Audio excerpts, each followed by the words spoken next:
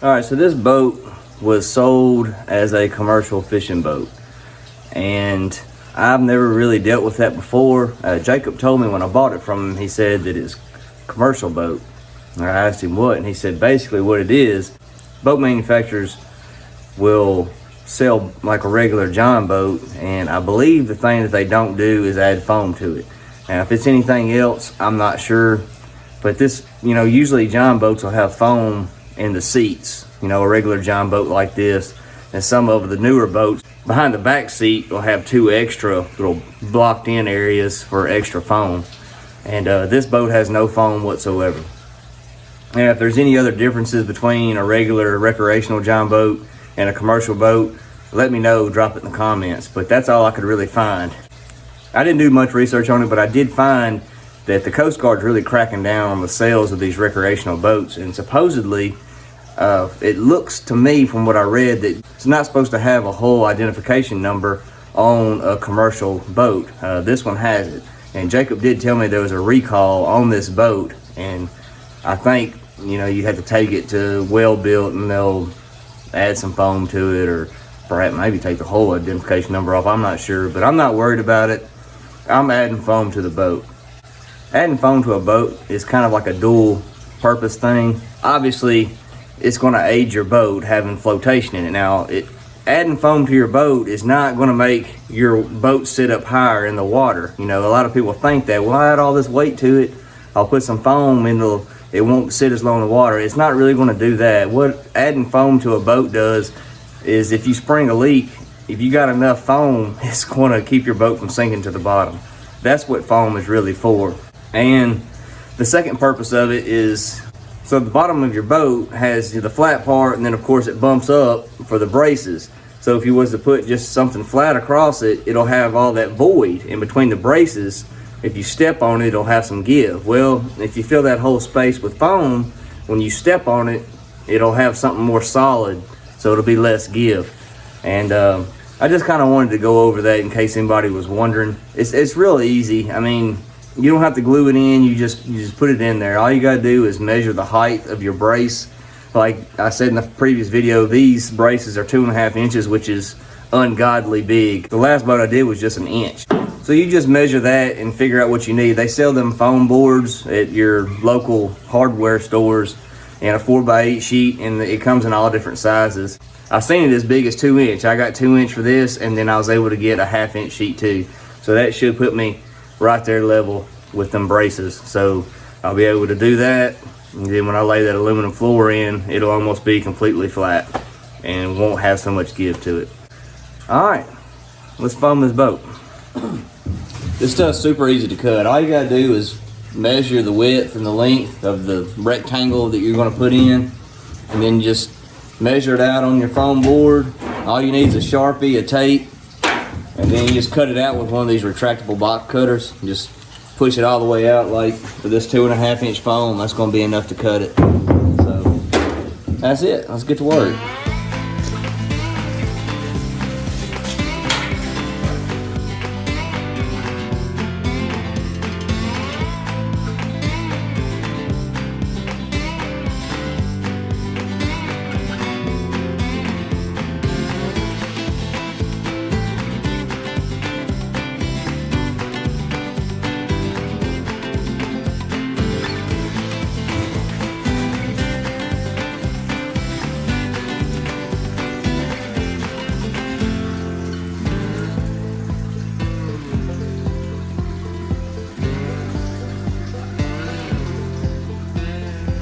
All right, so I got them all done. Pick my 2 layers. Now, what I do is I'll go through and I just get a rough measurement of the width and the length. And as you can see, you got all these curves and stuff. So I just cut it a little big to where it fits, kind of tight. And then what I'll do is I come back and I'll just kind of cut the edges off to where it fits in good. And the same thing with this top piece. I'll round the edges so everything fits pretty flush. And it's actually just a little bit higher than my braces. maybe an 1/8 of an inch, but that's gonna be fine. All right, floor is done. That's a pretty easy little project. It took me about an hour, and really I had to do it twice because I had to do it all of the 2-inch and then go back with a 1/2 inch. So not bad. The stuff's not very expensive. I think it's about $20 a sheet. You know, it'll go up a little bit more or down, you know, depending on how thick it is. I got a little bit left over. I had to do 1 sheet of 2-inch and 1 sheet of 1/2 inch. And like I said, I got a little bit left over, but really ain't got nowhere else to put it. You know, I did this whole run of the boat. I'll just save it for the next project. Well, that's one step out of the way. And I think tomorrow, if it's decent weather outside, I'll tinker around with that motor, see if I can't get it running. I'll see you guys then.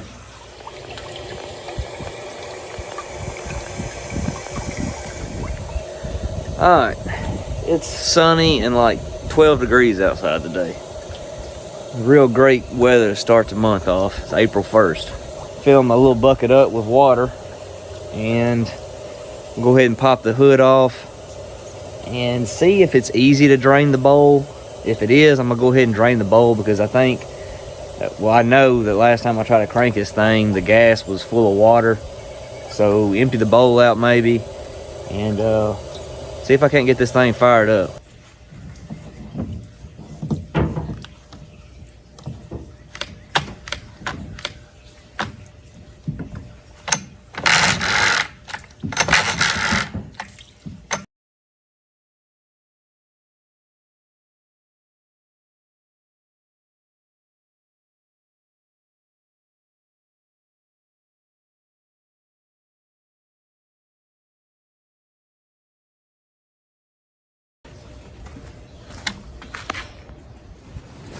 Well, of course it didn't crank up.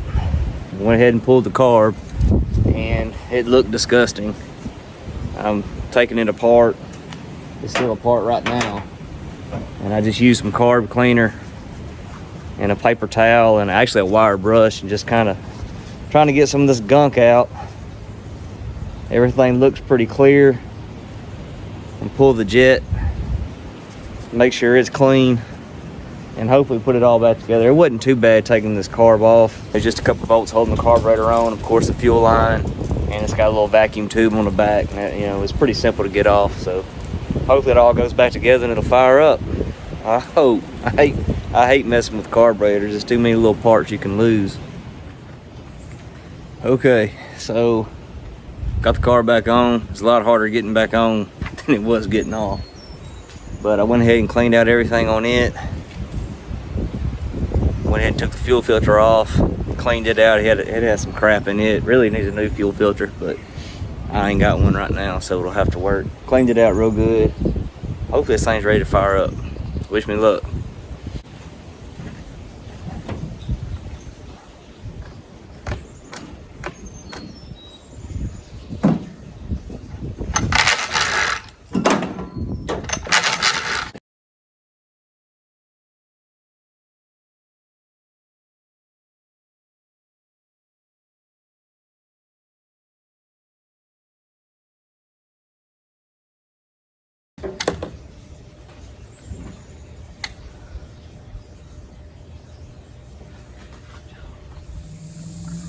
All right, after a whole lot of jacking around with this thing, of course, like I said earlier, I pulled the carb, cleaned it all up, and it still wouldn't crank. When you prime the bulb, which that hose looks like crap anyways, but when you primed it, it never got firm. And those cheap hoses are real prone to breaking down. It's got like an inner hose in it that breaks down and deteriorates. It was getting gas because you could see it coming out with the primer spot.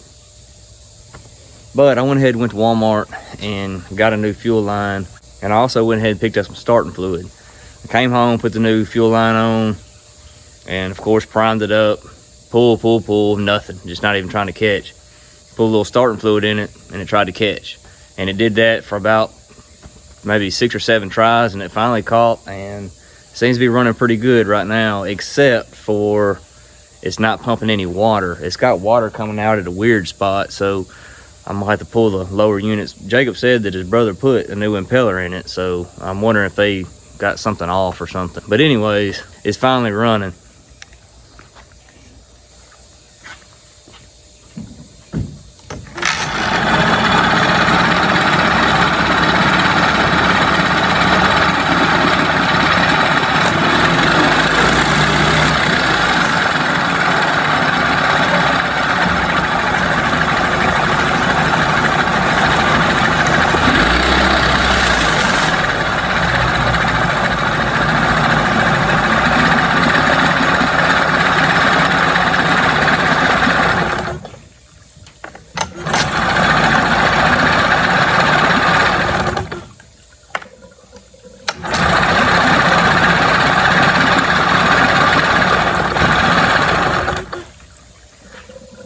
So next step is, I guess, get all this water drained out of the bucket so I can pull the lower unit. It's always something. It never fails with me. I don't think I've ever bought anything that just worked out right. Go ahead and pull this lower unit off and see if I can't get one project completed today. All right, this is the next day. Last night, I took that lower unit off.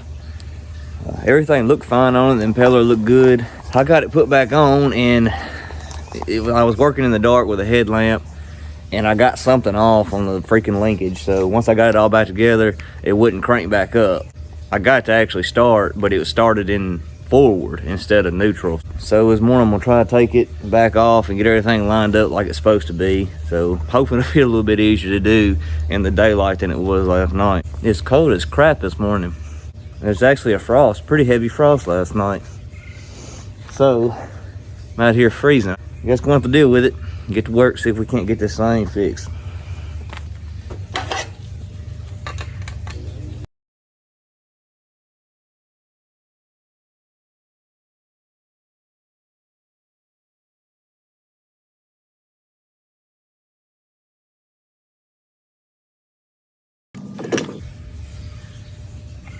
So I took the lower unit off, looked at everything, looked fine, put it back in there, and it was still doing the same thing. It's like it was wanting to crank up in gear. So I took it all back off and got to looking at it, and what it was the shift linkage had done got into a bind. So I had to take the whole water pump housing off and jack around with that shift linkage until it got freed up. Put all that back together, put it back on the boat, and it was shifting fine. Go to crank it up, it's not wanting to crank.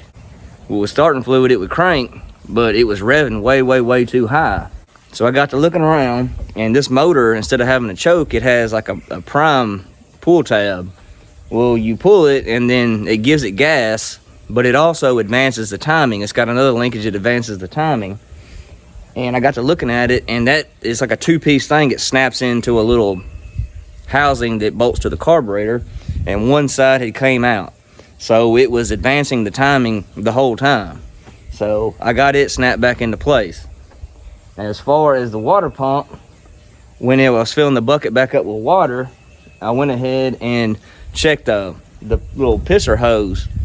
And of course, you know, I took it off right here, and it was free. I went ahead and took off this little housing part. It almost looks like a thermostat housing. It's where I guess the water exits the block and goes through to exit the motor. Well, I took it completely off and blew in it, and it wasn't blowing. So I took it completely apart, and it had a big wad of something right where it exits that little housing. That's working now, and it's also cranking good again. So let's been sitting here for a little bit. Let's give it a shot.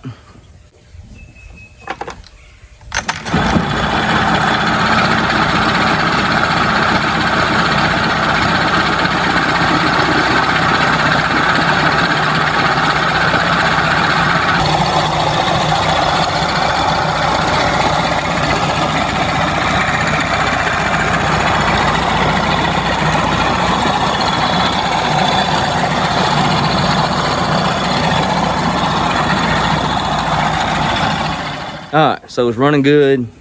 Water pump's pumping good. It's cranking up good. So the only little issue I see is it's got that where that primer, you pull it out and it pushes down on a little blue button. It's got a spring on it, and I'm assuming this like just gives it a lot of gas to the bowl. Well, even when it's not pushed as it's running, it looks like it's leaking a little bit of gas right around. It's like a little blue button that tab pushes down. It's leaking a little bit of gas around that. So I'm assuming the little rubber gasket around that blue button is done lost its seal, but that's not a big deal. It's a newer motor. I actually looked it up, and it's a 97 model. I say newer. I guess I'm just getting old. 97 is pretty old now, but compared to what I've been working on, it's a newer motor. So I should be able to get a carb kit for it fairly cheap, and it'll be pretty easy to change that one part out. I think I can get to it without taking the whole carb off. Anyways, I'm glad I can say I completed this project. hopefully April 2nd is a lot better than April 1st, because my next project today is to replace a fish finder on my big boat, and I hope that goes smooth. But I'm glad that's done. My buddy Jacob ordered the aluminum for it the other day, and 3 sheets of aluminum was 480 bucks. So I won't need all 3 sheets, but I'll be able to use the extra on the next build or whatever, or possibly sell it if I don't need it. So that will be my next step, other than painting it. I put a poll on YouTube the other day about if I should do a wrap or a paint, and most people voted for paint. Believe that I have talked myself into doing paint, and you guys helped sway me on that.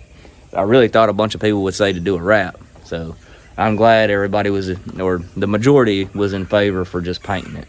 I got to figure out what color though. Maybe I'll do a poll on that. But anyways, that's going to close out this video.